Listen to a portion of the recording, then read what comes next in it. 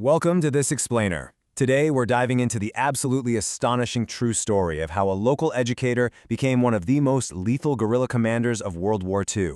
It's one of those historical deep dives that completely challenges everything we think we know about warfare, leadership, and honestly, what ordinary people are capable of when pushed to the absolute brink.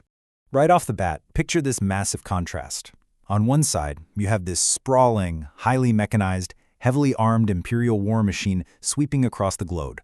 And on the other side, a 38-year-old schoolteacher named Nieves Fernandez, with literally zero formal military training. I mean, on paper, this is a complete mismatch. But, as we're going to see, wars aren't always won on paper. Human willpower is just this tremendously unpredictable variable. Section 1, the Pacific Choke Point. So, to really understand her impact, we first need to set the stage a bit. Back in 1941, when the Imperial Japanese military was sweeping through Southeast Asia, locking down the region was their ultimate goal, and taking the Philippines was absolutely crucial to that plan. Right in the heart of the Philippines was the deepwater port of Tacloban on Leyte Island's eastern coast. For the occupying forces, securing this specific port was one of the most high-value prizes of their entire campaign. You might be wondering, why Tacloban? Well, it all comes down to the concept of a choke point. Think of it as a strategic maritime hub that can shelter massive naval fleets and completely dictate the flow of local shipping lanes. Whoever controlled this hub, well, they controlled the local sea lanes of the entire Pacific theater. The Japanese military knew this, for sure, so they heavily occupied the area to ensure absolute dominance. Section 2, the unlikely commander. But see, those occupying forces had no idea their greatest obstacle wasn't going to be the American Navy. Before all this chaos erupted, Nieves Fernandez was just known around town as Miss Fernandez. She was a highly respected educator, a local entrepreneur, just a real pillar of her community.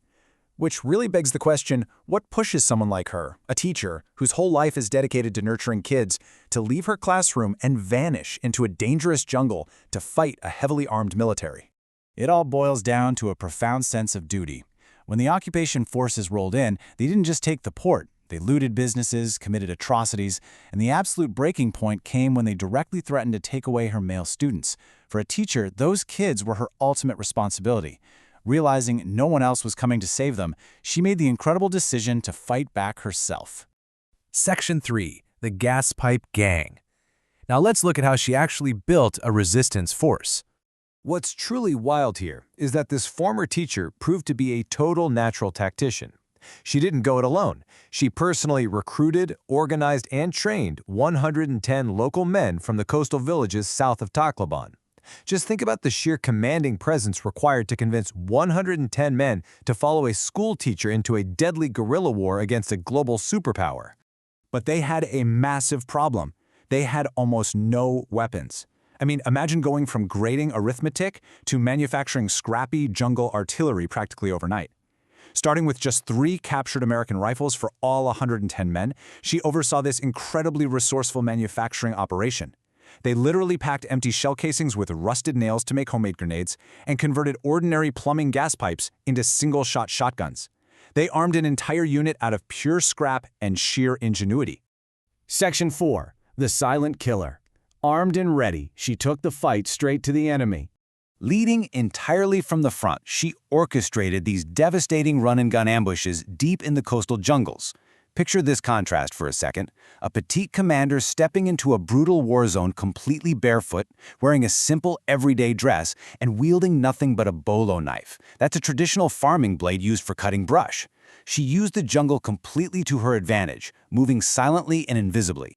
And she didn't just fight, she developed a hyper-lethal system. Without the luxury of modern long-range weapons, she had to rely on close-quarters anatomical precision. Let's break down the exact technique that earned her the terrifying nickname, the Silent Killer. First, she'd perfectly time her approach to ambush a sentry from behind. Then, in one fluid motion, she'd use her bolo knife to sever the carotid artery and internal jugular vein, immediately following up by piercing the base of the brain. It's an incredibly precise, instant strike. But here is the really brilliant, albeit gritty detail, the specific twist of her blade. By manipulating the knife in this exact way, the victim would reflexively gasp for air instead of screaming out in pain. This is the absolute cornerstone of her guerrilla tactics. It meant she can systematically take out sentries and guards without raising any alarm whatsoever, letting her units slip in, strike, and vanish back into the foliage totally undetected. And we're not talking about a few isolated incidents here. Her tactics continuously disrupted Japanese supply lines. Together, utilizing their improvised gas pipe shotguns and her silent bolo techniques, her unit successfully killed over 200 heavily armed Japanese soldiers, a local militia led by a teacher, inflicting massive casualties on professional imperial troops. She actually became such a huge disruptive threat to the entire region's stability that the Japanese military command placed a staggering 10,000 peso bounty on her head.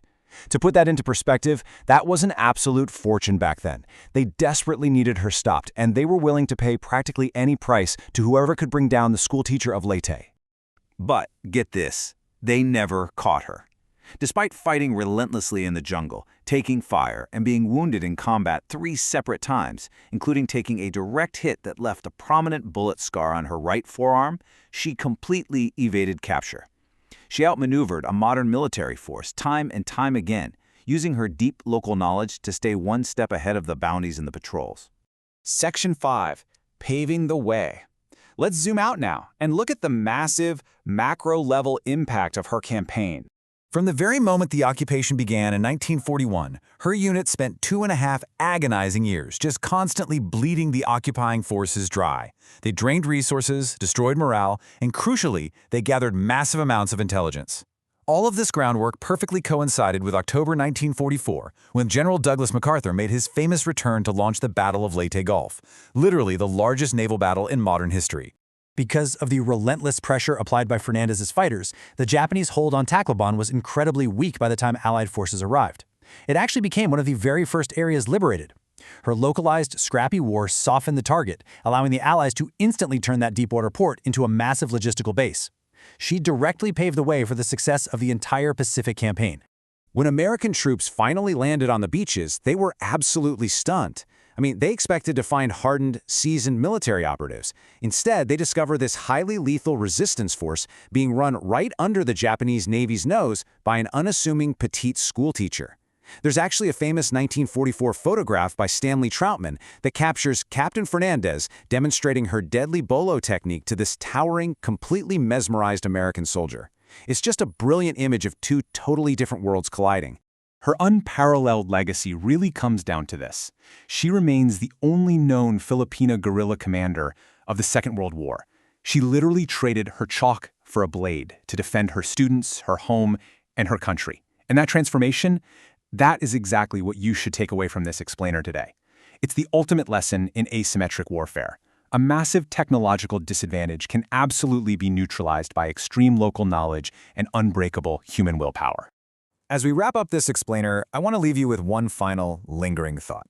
If a single barefoot teacher, armed with farm tools and scrap metal, can actively destabilize a global empire stronghold, what history-altering potential lies within the most unassuming people around us? It kind of makes you look at everyone a little bit differently, doesn't it? Thank you so much for exploring this incredible slice of history with me today. Keep asking questions and keep learning.